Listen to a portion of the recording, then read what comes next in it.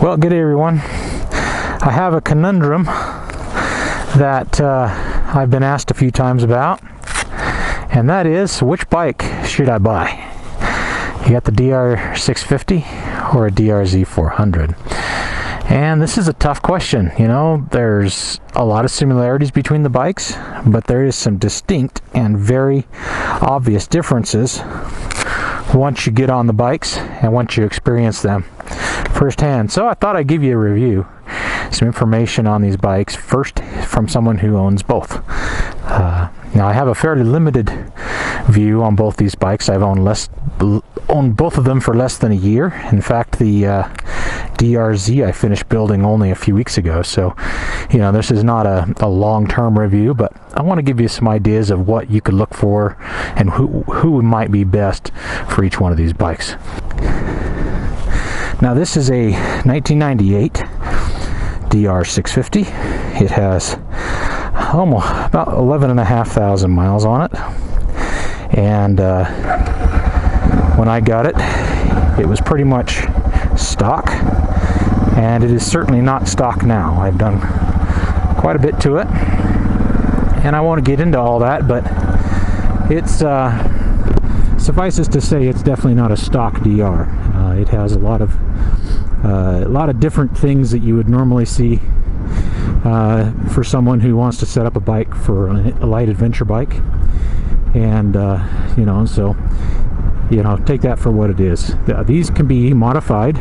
Both the DR-Z and the DR can be heavily modified to be whatever you really want them to be. And the real big thing you can't change on them is the weight, and of course the performance to a point. They're already good performing bikes out of the box, but they're not, certainly not high performance race or, you know, motocross bikes. They're not, you know, high-end bikes by any stretch of the imagination. Brand new, these are both about $6,500, and they're no different today than they were when these were built. So this is the 1998. There's a few little modifications that have been done over the years, but it's the same motors, the same parts, it's the same part numbers, and everything you can buy today for the 2020 DR650 is the same model numbers or part numbers that you would use for this 1998. They actually started making these, I believe it was 1996 or 97. I think it was 96. This is the third year they made it, and it's a great bike, really good, really solid, and you know, was a second generation, if you want to call it that, from the previous DR650. And you know, the previous DR650 was a you know, had some issues, and this was kind of the answer to those issues. And you know, things like the electric start instead of kick start, and they did address some of the other reliability issues that might be a problem, and they went a little bit more advanced on some of the technology on the bike. But overall, these bikes, you know, this is an amazing bike. I'll just get this up to speed a little bit here off-road. You know, you can spend all day in third gear on this bike and never really feel like you need to go anywhere else with it. The drawbacks of the DR650 are the weight. This thing weighs 370 pounds, and you feel it, especially when you have to pick it up. You know, it's not a light bike, and you feel that when you are either working it through really technical terrain or when you're having to pick it up. And so that's the real drawback. You know, and even for stopping, you kind of feel it too when you're trying to slow this thing down. So, you know, but as you can see from this, it's a very capable bike, very, very powerful bike, and it's really quite comfortable. So the difference ergonomics wise is going to be, this is going to be a sit in the bike type of a bike. So, you know, I'll show you more when we put this bike side by side, but this is a bike that you sit down in the bike more, and so it has a perceptibly lower seat. It's not much lower, but it certainly seems to be lower when you're on it.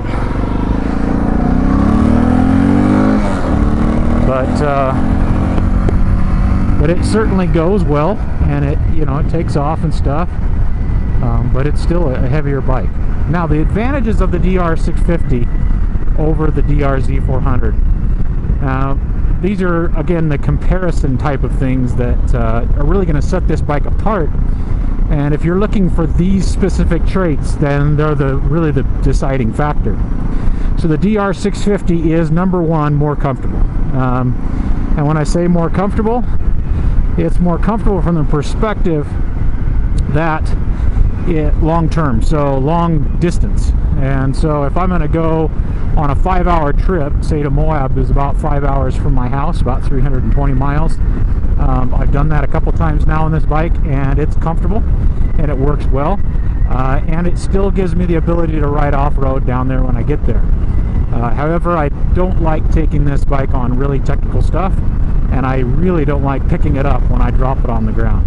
So that's a couple things you want to keep in consideration whenever you're working on this bike. So the DR650 is by far better on the road.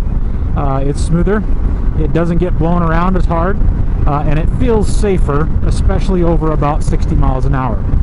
Both bikes are great on road, they work fine, and you can mod them to be even better. But the DR650 is by far better in the higher speed because of that weight, I think, and because you're a little bit lower, and because you can build some more wind protection into these bikes with either bigger fairings or a bigger gas tank and windshields and all those kinds of things. It just feels more comfortable long term. So people like me, that I live about 20 to 30 minutes away from any real good trails, and so I use this bike for commuting, but I commute almost 100 miles to work, and I use this bike for going up and going camping and going fishing and things like that. So this is more of a, a 50-50 or greater bike. When I say greater amount of road use, the DR650 is going to be better and more comfortable for you. Now, the final thing that might be a deciding factor between these two bikes, and that is the motor or the engine. So this is a 650cc and it's an oil-cooled motor, so it doesn't have a traditional cooling like a radiator type of thing. It has essentially an oil radiator, and the oil cooler on this is just one little small piece. It's only about 4 inches by about 9 or 10 inches, and it's well protected from factory, and of course you usually want to put on some protection on it, but there's no radiator, so there's less to work with there. You don't have to worry about it so much, and it makes it so you really have to, you're not as concerned about the reliability on this bike. If I had to rate the difference, I would definitely say this is the better of the two. So the motor, I would say, is really, in reality, probably just as reliable. I better close that so you can hear me, but the motors are really comparable as far as reliability. I think both can be considered bulletproof bikes, and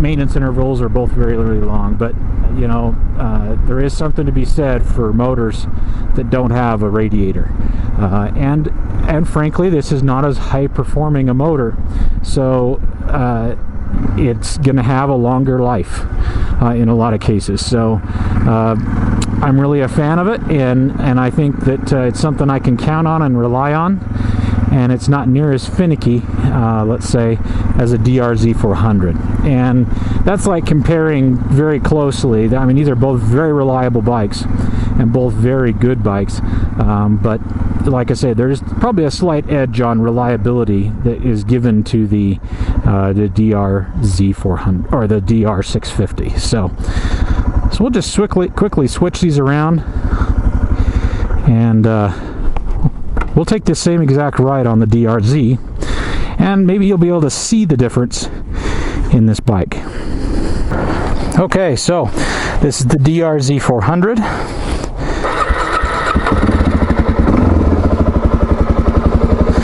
And of course they have a very different sound to them, if that matters to you guys. This sounds like a much smaller motor.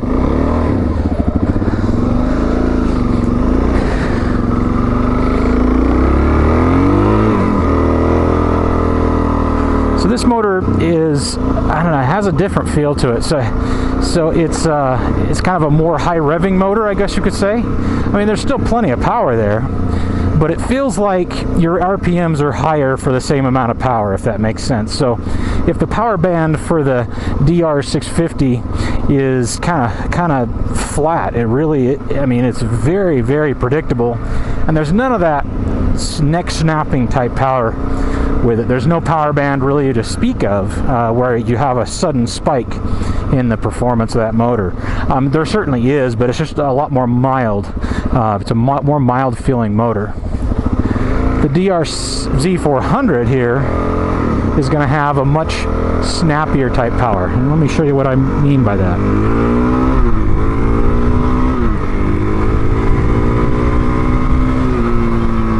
So, you know, it just seems to get up and go a little bit faster, and it feels tremendously lighter. I mean, it's only 50-60 pounds difference, I think, between my two bikes, but there is a massive difference in the way the weight is carried. The DR-Z feels a lot thinner between my legs, even though there's very little difference there. The seat feels a lot thinner, and it's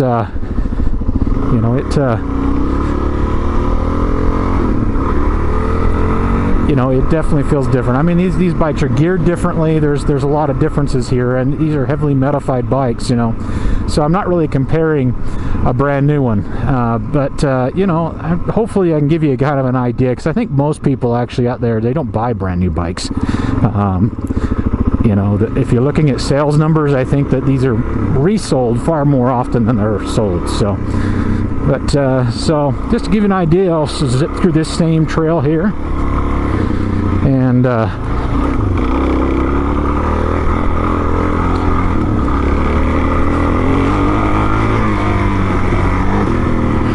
so you know, like I say, this bike feels less planted, I guess you could say. It feels more like a motocross bike, more snappy and more, you know, power driven.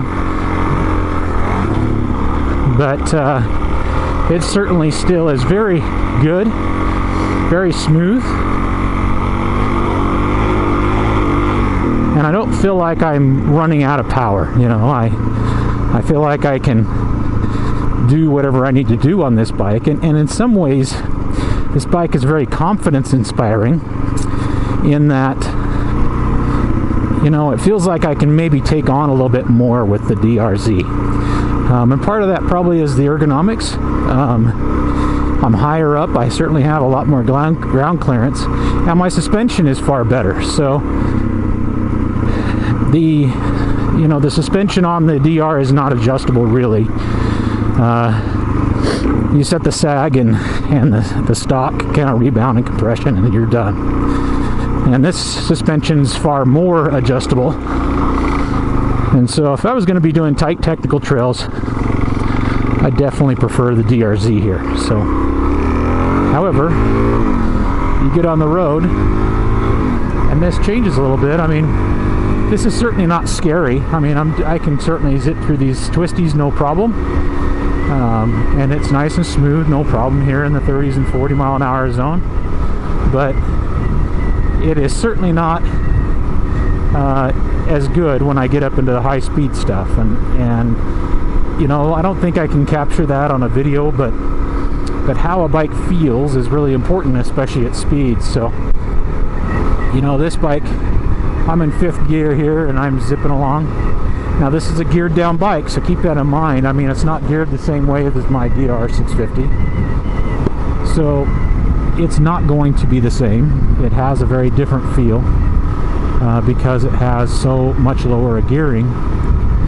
But you know, you can change the gearing on these and make them really street worthy, and there's a lot of guys that love to make these into a supermotor. And of course, you can either convert a DR-z650 or DR-z400S or E model into a SM supermoto, or you can buy the supermoto, which is the better way to go. It's a little bit more money, but you're going to get better suspension and things, and of course you're not going to spend $1,000 on a set of tires and rims and everything else. But you know, they're really very much the same bike, and those are fantastic bikes. Those are known as some of the funnest bikes to own. out there if you're going to buy a reasonably priced supermoto. So these are just really capable, really fun, and it's great to be able to go trail to trail on a bike like this. But in my mind, at least, the DR-Z is really focused a little bit more toward the dirt. So if I had to say, if my DR650 is say a 60-40, 60% road, 40% off-road, the DR-Z is more like the opposite, a 40% on-road, 60% off-road bike. And again, that can be heavily changed or easily changed with just a few simple mods. But like I say, that's how I've got my bike set up. If I can flog it like that, and unless I'm trying, I don't wheelie. And that's an important thing for me, because this bike, of course, is for my kids, and is primarily intended for my daughter and then my son when he gets older. But I didn't want to have a bike that I was worried they could loop on themselves really easily. And so, this is primarily a dirt bike for us. And so, I didn't want to have something that was going to be dangerous for them to be riding, because they're still fairly new. And so, they need to have something with a predictable power.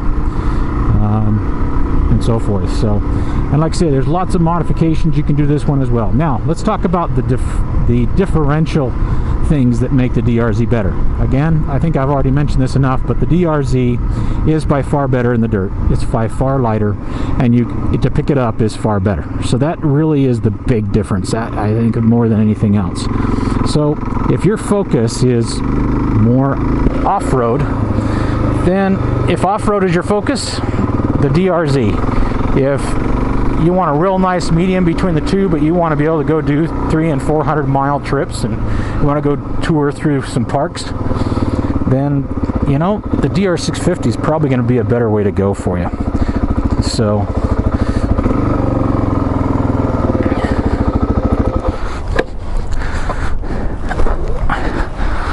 there you have it. So the DR650 versus the DR-Z, it's a tough decision for anybody. And if I had to do it again, I'd buy one of each, because they're both so fantastic, so much fun to ride, and they're just a good pair to have together. So, but like I say, if you only have the ability to get one bike, then if your focus is more commuter friendly, longer miles and comfort, and you want to be able to have a little more reliability possibly, the DR650 is fantastic. If you want a lighter bike that's easier to pick up off the ground, that's a little bit better in difficult terrain, the DR-Z.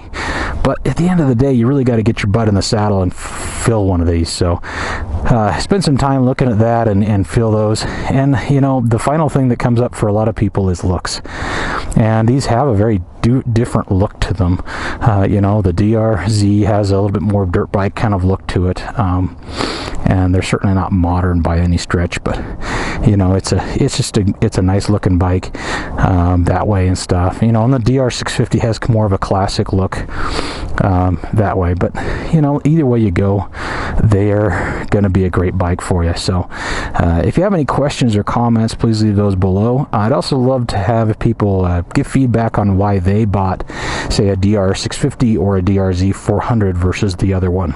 That oftentimes, I think, for people is a big decision point that is difficult to make. So perhaps your comments can help somebody else. Hope that is helpful today. I hope you guys have a great day, and we'll see you on the trails.